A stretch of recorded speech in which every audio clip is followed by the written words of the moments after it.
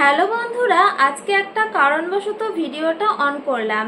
তার আগে বলো তোমরা সবাই কেমন আছো। আশা করছি তোমরা সবাই খুব ভালো আছো, আমিও খুব ভালো আছি।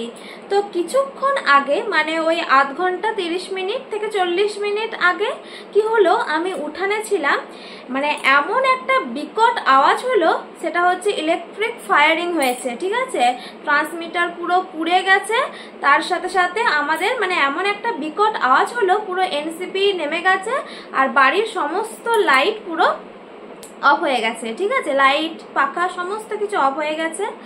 তো সেটার জন্যই আমি ছুটে আসলাম। ছুটে এসে দেখি কি, মানে আমার এসিটা অন ছিল, মানে চালু ছিল না, কিন্তু মানে এসিতে কারেন্ট ছিল। ঠিক আছে, তারপর আমি ফোনটা চার্জে বসিয়ে বাইরে গেছিলাম। তো এসে দেখি ফোনের চার্জারটা পুড়ে গেছে। আমাদের দোকানের ফ্যানটা তো চলছিল, তো এই ফ্যানটা অফ ছিল, ঘরের ফ্যানটা, তো দোকানের ফ্যানটা চলছিল।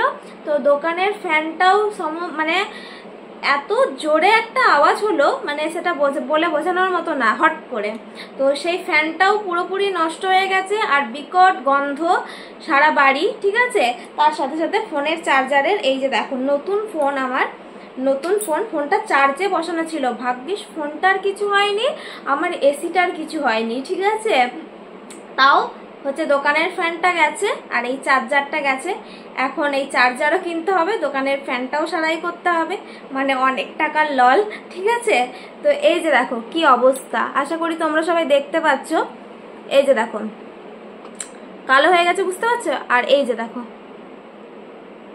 মানে চার্জারটা তো পুরো নষ্ট হয়ে গেল আমার, মানে কপালটাই খারাপ। নতুন ফোন, চার্জার তোমরা দেখলেই বুঝতে পারবে। ঠিক আছে, তো এই হচ্ছে ব্যাপার। তো এরকম হলে মানে তারপরে পরে খবর পেলাম যে আশপাশের অনেক বাড়িতে এরকম 2-3টে ফ্যান পুড়ে গেছে। কি অবস্থা বলো দেখি, মানে এক একটা ফ্যান মানে কত টাকা, বুঝতে পারছো? তার মানে ইলেকট্রিকে যদি এরকম প্রবলেম হয়, মানে একটা গাছ পড়ে গেছিল আর কি তারের ওপর, তো তার জন্যই এরকম শর্ট সার্কিট হয়ে এই অবস্থা। তো যাই হোক, আমাদের ইলেকট্রিক মিস্ত্রিকে খবর দেওয়া হয়েছে, তারা এসেওছে। তো দেখাচ্ছি তোমাদেরকে, দোকানের ফ্যানটা সারাই করছে। তো এই হচ্ছে অবস্থা, কি বুঝতে পারছো মানে কেমন টাকার বাস। এবার টাকা তো লাগবেই, ভালোই টাকা লাগবে, মোটামুটি 1-2 হাজার টাকা খরচা। এই চার্জার কিনতে আমার জানা নেই কত টাকা লাগবে, তারপরে ফ্যান আবার নতুন করে কিনতে হতে পারে, কিংবা ফ্যানের কয়েলটা হয়তো চেঞ্জ করবে, আমি জানি না, দেখা যাক কি বলে।